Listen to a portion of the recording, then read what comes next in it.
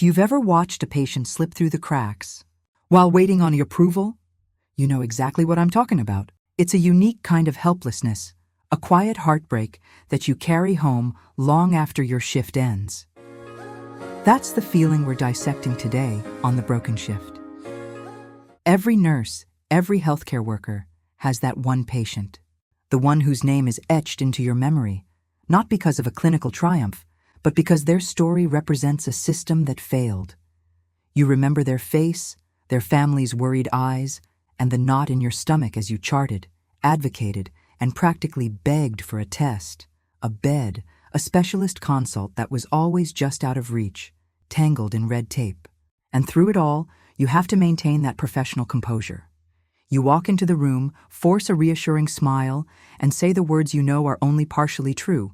We're doing everything we can. But are we? Is the system doing everything it can?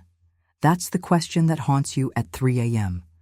This isn't just about being tired. This is the very core of compassion fatigue. It's not that you've stopped caring.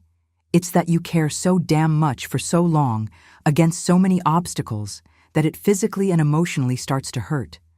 It's the weight of knowing what the right thing to do is, but being powerless to make it happen. Today, we're going deep into that feeling. We're talking about the emotional toll of watching bureaucracy win over humanity. Have you ever been in a situation where following policy directly contradicted what you knew was good, compassionate care? It's a terrible conflict to be in. You're taught to follow the rules, but your gut, your training, your very essence as a caregiver is screaming at you to do something else. This is where we need to draw a line between two terms that get thrown around a lot: burnout and moral injury. Burnout is feeling empty, exhausted, like you have nothing left to give. It's a state of depletion. Moral injury is different. It's a wound to your soul. It happens when you are forced to participate in or witness acts that go against your deeply held moral beliefs. When you have to tell a family that their loved one's transfer is delayed because of paperwork, or a life-changing procedure isn't approved by insurance, that's not just stressful, it's morally injurious.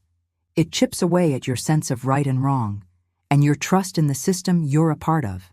And let's be honest, how do we cope? Sometimes it's with a heavy dose of dark nurse humor. You know what I'm talking about.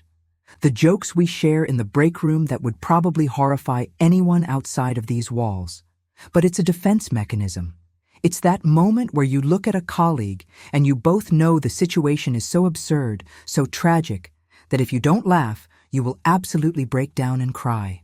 That shared gallows humor is a lifeline. It's a way of saying, I see you, I get it, and we're in this ridiculous mess together. This episode is personal for me. It's about the good people, the incredible, caring, brilliant professionals who get stuck in a broken system. We went into this field to help, to heal, to make a difference. But too often, we spend our energy fighting the system itself instead of the diseases we're meant to treat. We carry this quiet guilt home, replaying every moment, wondering if we could have pushed harder, said something different, found a loophole.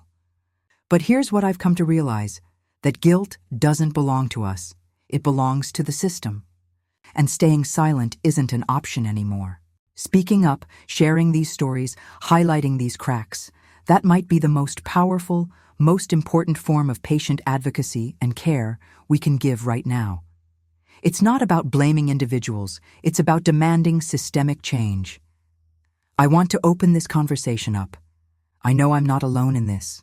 If you've ever felt that weight, that frustration, that sense of watching a preventable tragedy unfold in slow motion, I want to hear from you. Comment below with, I've been there, if this resonates. Let's stop carrying this burden in silence. Let's start talking about how we can fix this together, because our patients deserve better, and frankly, so do we. Thank you for tuning in to another episode of The Broken Shift. It means the world to have you here. If this conversation is one you believe in, please like, subscribe, and share this video. The more of us that speak up, the harder we are to ignore. Stay safe and take care of each other out there.